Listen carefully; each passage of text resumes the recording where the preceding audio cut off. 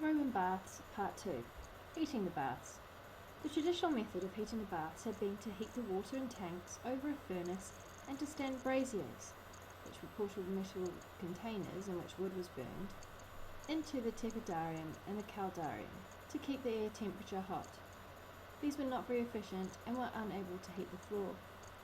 The Romans invented an ingenious method of heating the baths called a hypocaust.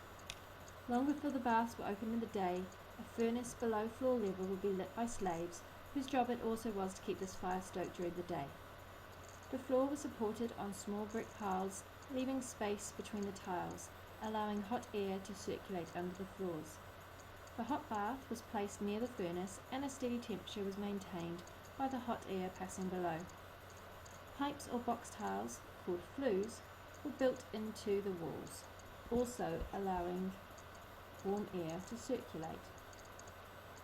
The warm room would be placed slightly further away so that the heat would have lost some of its strength as it reached here, and the cold room was the furthest away so that the hot air would have cooled completely to have no effect on the room.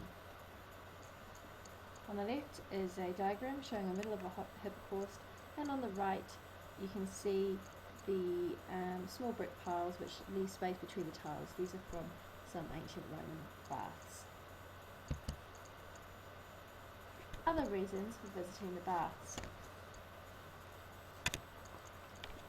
Amateur poets might come to recite their work in the hope of receiving dinner invitations.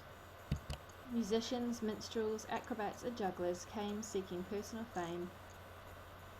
Prostitutes came seeking business amongst the many potential customers of the baths.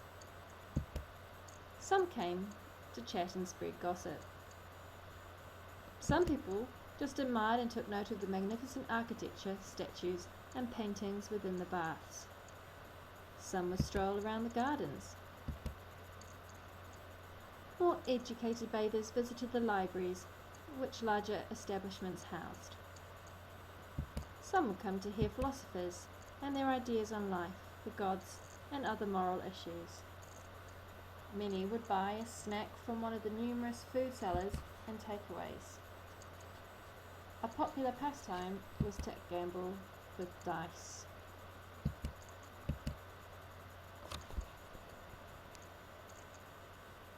Whilst not all of the above activities were always reasons on their own for visiting the baths, they do reveal the multi-purpose nature of the Roman baths. They were not simply a place just to get clean.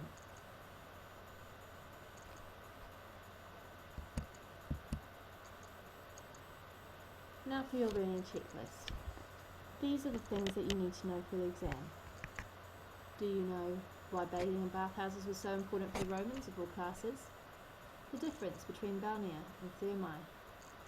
The typical routine and activities that occurred at the baths. And the different rooms and keywords associated with the baths. When you study the baths, also think about what studying these baths tells about Roman society. Who these people were, and what and how they socialised. You should always be thinking as well, how do they compare with today? Are there modern equivalents? How do you feel, for example, about bathing naked? How do you feel about the fact that you could go and buy food, gamble, listen to philosophers? These are all things that you need to be thinking about for the baths in Rome. Is it a sophisticated form of leisure, or was it rather crude? Further information, you can look into some of the other imperial baths that existed during the time period we're studying, the 1st century AD.